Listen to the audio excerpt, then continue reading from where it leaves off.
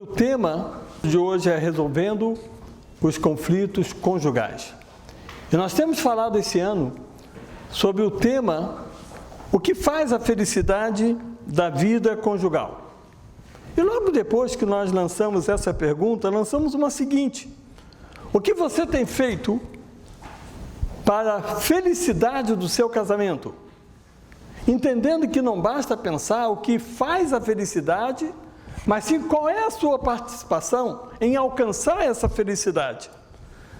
A seguir nós começamos então a fazer o caminho para alcançar essa felicidade. E nesse caminho nós colocamos diálogo, nós colocamos companheirismo, nós colocamos afetividade, nós falamos de acordo, nós falamos de harmonia emocional e hoje nós estamos falando de resolução de conflitos. Todos esses temas estão no nosso website. Então, se você, por acaso, perdeu algum tema, você pode acessar o website e encontrar todas essas palestras que estão no nosso website, projetodevidaplena.com. E aí você vai ter todas as informações que nós estamos passando. Dentro desse entendimento, vamos entrar nesse assunto de hoje, resolvendo os conflitos conjugais. E eu coloquei alguns pontos que eu considero exatamente aquilo que precisamos trabalhar, e rapidamente eu gostaria que você entendesse isso. Como resolver conflitos conjugais? E em primeiro lugar eu coloquei, estabeleça o diálogo. Estamos voltando a falar de diálogo, porque é inevitável que duas pessoas que queiram buscar entendimento, é inevitável que elas tenham diálogo. E eu faço muita ênfase no diálogo e não simplesmente na conversa. Mas qual a diferença entre diálogo e conversa? E na forma prática eu vou dizer o seguinte: conversa é uma exposição de ideias, o que se pensa. E aí você pega, em qualquer ramo, qualquer segmento, duas pessoas que pensam diferente. Um é atleticano e o outro é cruzeirense. Quando terminar essa conversa, quem é que terá mudado de posição? Ninguém. Um é vascaíno e o outro é flamenguista. Quando terminar essa conversa, quem é que mudou de posição? O vascaíno mudou de posição. Ok. Né? Um é democrata e o outro é republicano. No final da conversa, quem é que mudou de posição? Bolsonaro. Entenda, é conversa. E pode ser, inclusive, que numa conversa quebrem-se amizades. É possível. Porque a conversa pode levar a uma intransigência, a querer convencer o outro. Isso não é produtivo. Agora, quando você, ao invés de simplesmente conversar, você entra no diálogo, além de você expressar a sua ideia, você expressa o seu sentimento. Aí pode ser então que alguém, obviamente, que ele falou que o vascaíno muda de ideia, né? É porque o flamenguista expressou o sentimento tão forte, né, que o vascaíno se convenceu. Né? O vascaíno sofre mais. Então, o que acontece? No diálogo, a pessoa expressa o sentimento. Você pode estar certo, entenda bem uma coisa, você pode estar certo, mas naquilo que você está certo, você está prejudicando o seu cônjuge. Aí eu pergunto, o que você prefere? Não responda não. O que você prefere? Trabalhar o relacionamento ou se manter na sua posição? Obviamente que o ideal é uma posição de conciliação. De conciliação. E na busca dessa posição de conciliação, vai entrar em consideração o que um pensa, o que o outro pensa, o que é melhor, o que não é melhor. Para que o diálogo, então, estabeleça o caminho, para que haja a resolução desse conflito. Entenda bem uma coisa, todo casamento, ou todos os casamentos, têm conflitos. Todos. Sabe por que todos? Porque numa sequência, eu vou dizer divergência, conflito, crise. O que é divergência? A divergência é quando uma pessoa está ouvindo e ela está quieta. Ela não expressou. A divergência está no campo do pensamento. Um pensa de um jeito, outro pensa de outra maneira. Isso é divergência. A pessoa não expressou, automaticamente o outro não sabe. A partir do momento que aquilo que está na mente, aquilo que a pessoa pensa, que é uma divergência, é posta para fora, ou seja, a pessoa expressa isso, surge o conflito. Muitas vezes as pessoas pensam que o conflito é briga. Não, conflito é exposição de divergências. Conflito é exposição de divergências. Não é briga. E o que acontece quando existe conflito? Se o casal souber administrar o conflito, ambos crescem. Porque eles souberam administrar o conflito. Quando o casal não sabe administrar o conflito, infelizmente, esse casal vai entrar em crise. O relacionamento vai entrar em crise. E a crise dói, machuca, separa, a crise maltrata. Então, tudo que for possível fazer para não entrar em crise é o ideal. Porque você não vai jamais evitar um conflito, mas você pode evitar uma crise. Como é que você evita o conflito? Quando você administra bem. Como é que você administra bem um conflito? Quando você começa com diálogo. Ponto seguinte: cuidado com as emoções.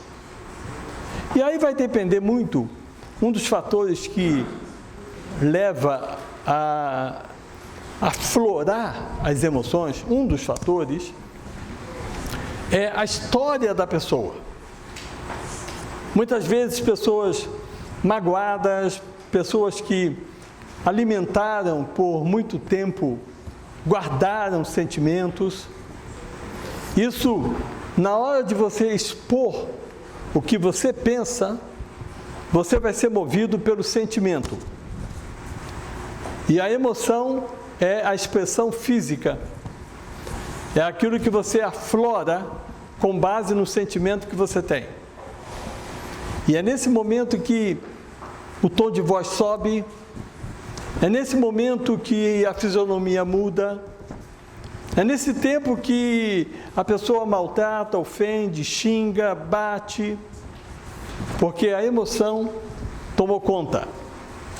E nós temos que ter cuidado, uns mais do que outros, porque de acordo com o seu temperamento, há uma tendência maior ou não de aflorar as suas emoções. Então, às vezes, pessoas dizem assim: ah, mas minha esposa é super pacífica. Eu digo, ok, ela é pacífica. Até que chega num ponto que ela explode. Por quê? Ela foi internalizando tanto, que a famosa expressão, a gota que transborda o copo, ela explode. De tanto que ela internalizou. E nós temos que ter cuidado de nunca ser conduzido pelas nossas emoções. Porque se formos conduzidos pelas nossas emoções, nós vamos acionar o nosso cônjuge também nos seus sentimentos, e aí não sabemos qual vai ser o resultado, mas com certeza não será um bom resultado, porque precisamos aprender a lidar com as nossas emoções. Outro ponto é ser objetivo. Ser objetivo. Existem muitas formas em que as pessoas tentam trabalhar o relacionamento que não são formas ideais. Existem muitas. Por exemplo, a pessoa rodeia, fala, aquela velha ilustração que a avó morreu, mas vai contar a história do gato que subiu no telhado e que escorregou. Ou seja, é possível a pessoa fazer um rodeio muito grande. Aí sabe o que acontece? Isso eu ouço muitas vezes da decepção da pessoa que faz muito rodeio, de que estava tentando falar, ou seja, estava tentando desenvolver um pensamento, um argumento, e o outro interrompeu, já dizendo o final daquilo que a pessoa ia falar. E a pessoa se frustra. Ela não terminou de falar o que ela estava pensando e o outro já disse o que ela ia dizer. Sabe por quê? Ela não percebe, mas fez tanto rodeio que a pessoa não percebeu que estava mostrando a indicação, a direção que estava indo, e o outro que trabalha com pensamento mais rápido já pegou aonde a pessoa ia chegar. E ela então fala e a pessoa se frustra, porque ela diz: eu não consigo falar o que penso, porque quando eu vou falar, a outra pessoa me interrompe já chegando no final daquilo que eu estava dizendo. Uma coisa é a pessoa interromper, porque existem pessoas que interrompem a todo tempo, em todo tempo, ou seja, não são prontas para ouvir. E isso é prejudicial, por duas razões. Primeiro que quem intercepta muito uma conversa não consegue a velocidade de raciocínio para argumentar. Ela trabalha na velocidade do sentimento, na pressão do sentimento, e não propriamente numa linha intelectual mais plausível. Em segundo lugar, ela aciona o lado emocional da pessoa, da outra pessoa, porque ela não dá espaço para a pessoa expor o que ela está pensando. E é isso uma das razões que as discussões começam. Porque um está sempre tomando a iniciativa, não deixando com que o outro fale. Então é preciso que seja objetivo, vá direto ao assunto, converse abertamente sobre isso. Outro ponto, não use reforço negativo. O que é reforço negativo? É muito comum alguém, depois de ter falado uma coisa, deixa eu fazer uma ilustração do pai com o filho, do pai com uma criança. O pai fala com a criança: não corra, porque você vai escorregar ali, porque está molhado e você vai se machucar. Aí a criança correu, caiu e machucou, e vem chorando. O que é o reforço negativo? Eu não te falei? Eu não te falei? Ou seja, a criança já machucou, já caiu, ela está correndo para pai e mãe para ter o apoio, para ter o socorro, para ter aquele momento em que ela está passando por uma dificuldade. E ela recebe uma crítica: eu não te falei? Isso é reforço negativo. E muitas vezes isso acontece dentro da relação conjugal. Você não me ouve. Se você me ouvisse, isso não ia acontecer. Ou seja, é uma forma crítica de reforçar em cima de algo que aconteceu que não é bom e que a pessoa não precisa mais ouvir que aquilo deu errado. E muitas vezes a insistência é tão grande, que isso fala hoje, fala amanhã, fala semana que vem, e o feijão queimou, daqui a um ano vai falar de novo. Porque a repetição vai acontecer. E todas as vezes que há essa repetição, ela soa como um reforço negativo. Ao passo que a melhor coisa que nós podemos fazer é deixar com que isso não mais trabalhe no nosso momento, para não interferir na nossa relação. E definitivamente não estarmos usando, em hipótese alguma, o reforço negativo. Colocamos a seguir: respeite as diferenças. E aí, quando eu falo de diferença, entenda bem uma coisa. Não é só questão de temperamento. O temperamento faz parte das nossas diferenças. Temperamento é um grande responsável pelas nossas diferenças.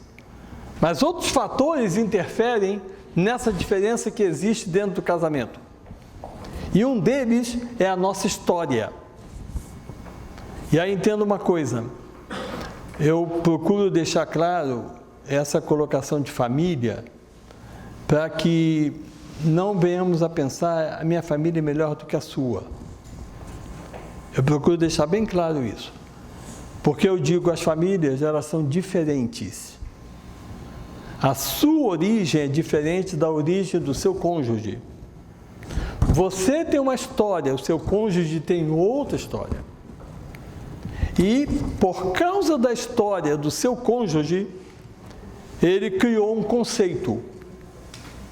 Por causa da história do seu cônjuge, ele criou um conceito. E conceitos, entendam todos que conceito não é uma verdade, o conceito é uma ideia. Quem pensa que conceito é uma verdade, prende-se a ele e quer de toda maneira que o outro faça de acordo com o que ele pensa. Conceito é uma ideia, conceito deve ter verdades. Mas ele é uma ideia, porque o conceito está limitado ao nosso conhecimento. Quando você amplia o seu conhecimento acerca de algo, você reformula o seu conceito. Então, nem sempre você pode achar que aquilo que você pensa, o conceito que você estabeleceu, seja único e verdadeiro. A seguir, não transfira sentimentos. Sabe o que acontece na transferência de sentimentos? Muitas vezes, trazemos para dentro da relação conjugal aquilo que não pertence à relação conjugal. Não pertence à relação conjugal, mas nós trazemos para dentro da relação. Pode ser um problema de família, ou da família do marido ou da esposa, que não é um problema do casal, mas o que acontece?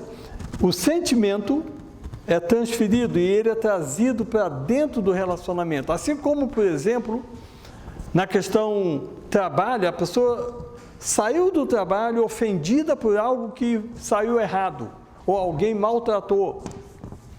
Por que o cônjuge em casa tem que ser aquele que vai pagar pelo seu mau humor? Por quê? Por que você tem que expressar para os seus filhos, para a sua esposa, para o seu marido, aquilo que você está sentindo emocionalmente, uma vez que você foi atingido negativamente por algo que lhe fez realmente um mal muito grande? Não transfira sentimentos. Não julgue uma pessoa pelo comportamento de outra. Isso é muito comum quando a pessoa tem uma decepção no relacionamento e se envolve com outra pessoa e trata essa nova pessoa com a suspeita do relacionamento anterior. Aí sabe o que vai acontecer? Vai repetir a história anterior. Porque definitivamente a pessoa não conseguiu separar. E o que está acontecendo agora não pode ter conexão com o que aconteceu antes. Não é porque alguém mentiu para você que todos vão mentir. Não é porque alguém te deu um cheque sem fundo que todos vão te dar. Quando nós olhamos e generalizamos, simplesmente nós não distinguimos. E ao invés de nós termos o cuidado de estar tratando pessoa por pessoa, situação por situação, nós generalizamos. E aí ficamos fora do nosso controle emocional. E eu coloquei aqui no 7º ponto, entenda a hora de parar. Sabe por quê? Existe um momento em que o casal entende que, se passar desse ponto, vai sair do conflito e entrar na crise. Vai sair do conflito e vai entrar na crise. E como eu disse, a crise maltrata, a crise machuca. E a partir desse momento que entra na crise, as consequências são... Não se pode dimensionar essas consequências, porque pode ser que rapidamente recuperem ou não. Mas a verdade é que é preciso entender a hora de parar. Talvez você possa pensar assim, mas só isso resolve o conflito? Eu vou dizer, mais isso e mais algumas coisas. Como nós temos as nossas reuniões sequenciais, nós estamos colocando hoje esses pontos. E é importante que você entenda que na próxima reunião e na outra reunião, nós vamos colocar outros pontos que vão precisar ocupar um tempo maior para que nós entendamos como os conflitos podem ser resolvidos. E entenda uma coisa, definitivamente, não importa o grau de dificuldade que você tenha no seu relacionamento, não importa. Havendo disposição de ambos os lados, todos os conflitos podem ser resolvidos. Todos. Partindo do princípio de que ambos estão interessados na solução dos conflitos. Se não houver esse interesse dos dois lados, aí realmente fica difícil. Mas havendo interesse e participação de ambos, automaticamente todos os conflitos são resolvidos e há o crescimento no relacionamento, há o crescimento pessoal, porque ambos crescem dentro desse relacionamento e o relacionamento fica consolidado, mais seguro e já não fica mais tão vulnerável como estava antes, quando as situações de divergência criavam conflitos e que o casal entrava em crise. A minha expectativa é que, aprendendo isso, nós possamos viver os nossos relacionamentos sem crise. E se é isso que você busca, se é isso que você quer, você está no lugar certo. Porque o projeto de vida plena visa exatamente isso, trazer informações para que, sendo colocadas em práticas, elas tragam o resultado que todos nós almejamos no nosso relacionamento. Por isso, estamos aqui a cada mês e a nossa próxima reunião vai ser no dia 20 de setembro. Próxima reunião, no dia 20 de setembro. E vamos estar aqui novamente. Eu convido você a estar conosco, para que juntos possamos estar compartilhando e recebendo informações que estarão ajudando no nosso crescimento relacional na vida conjugal. Muito obrigado a todos, uma boa noite, um bom final de semana e nos veremos na nossa próxima reunião, dia 20 de setembro. Boa noite a todos, obrigado pela sua presença.